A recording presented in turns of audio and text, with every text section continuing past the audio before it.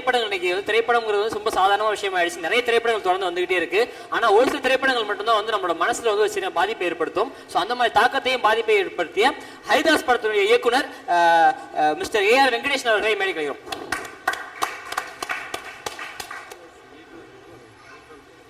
சிறந்தவுடன் smile சிட்டை சார்பாக ஒரு சின்ன டோக்கன் ஆஃப் கிராட்டிடியூட்.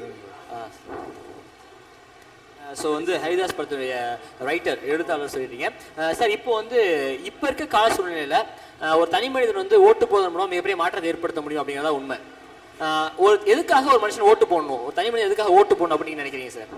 அது ஒரு சுருக்கமாக சொல்ல முடியாது. அவ்வளோ தேவைகள் எல்லாருக்குமே இருக்குது.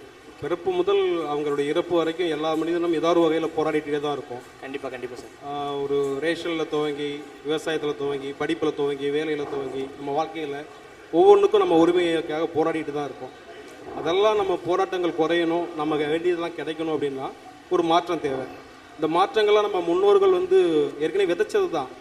சொல்லுவாங்க, ஒரு தலைமுறை விதைச்சா அடுத்த தலைமுறை அறுவடை செய்யலாம்னு சொல்லுவாங்க. ஒரு விதை போட்டோம்னா மரமாகும் பழமாகும்னு தேவர்மன் படத்தில் வந்து சிவாஜி சார் சொல்லுவாங்க, விதை நாம போட்டதுலாம் சொல்லுவாங்க. அப்படியெல்லாம் நம்ம முன்னோர்கள் நிறைய விதையை போட்டுட்டே போயிருக்கிறாங்க. ஆனால் இந்த ஓட்டு போடணும், மாற்றம் வரணுங்கிறது மட்டும் இன்னும் மக்களுக்கு வந்து அது சென்றடையலை. அதனால தான் நம்ம தொடர்ந்து இதை வலியுறுத்திட்டே இருக்கிறோம். அவ்வளோதான். கண்டிப்பாக சார். ஸோ தொடர்ந்து வந்து இப்போது நிறைய துறைகள் இருக்கவங்க வந்து இதுக்கு சப்போர்ட் பண்ணிகிட்டு இருக்காங்க. இப்போது சினிமா துறையில் இருக்கவங்க சினிமாவுக்கு வந்து இந்த சமுதாய அக்கறை எந்த அளவுக்கு முக்கியம் அப்படின்னு நினைக்கிறீங்க சார்? ரொம்ப ரொம்ப முக்கியம். ஏன்னா நான் படிச்சுட்டு இருக்கிற காலங்களில் பார்த்தீங்கன்னா என்ன நீ செய்ய போகிறேன்னு சொல்லும்போது எங்கள் அப்பா வந்து நீ டாக்டர் ஆகு அப்படின்னு சொன்னாங்க. அப்போ வந்து நான் வந்து இல்லைப்பா, நான் வந்து சினிமாவில் சிறந்த ஒரு இயக்குனராக வரணும்னு ஆசைப்பட்டேன். அவர் கேட்கும்போது அந்த காலகட்டத்தில் எனக்கு இருந்த ஒரு தெளிவு, ஆப்ரேஷன் தியேட்டர்னால் ஒரு பேஷண்ட் வருவாங்க, ஒரு ஹாஸ்பிட்டலில் நான் ஒர்க் பண்ணுவேன், ஒரு தியேட்டர் இருக்கும், ஒரு பேஷண்ட்டை வந்து நான் வந்து குணப்படுத்த முடியும். பட் நான் சினிமான்னு ஒரு விஷயத்தை நான் தேர்ந்தெடுத்திருக்கேன். அங்கே வந்து இந்த உலகம் பூரா இருக்கிற அத்தனை திரையரங்களும் எனக்கு ஒரு ஆப்ரேஷன் தியேட்டர் மாதிரி தான். அங்கே வர அத்தனை ரசிகர்களும் எனக்கு ஒரு பேஷண்ட் மாதிரி தான்.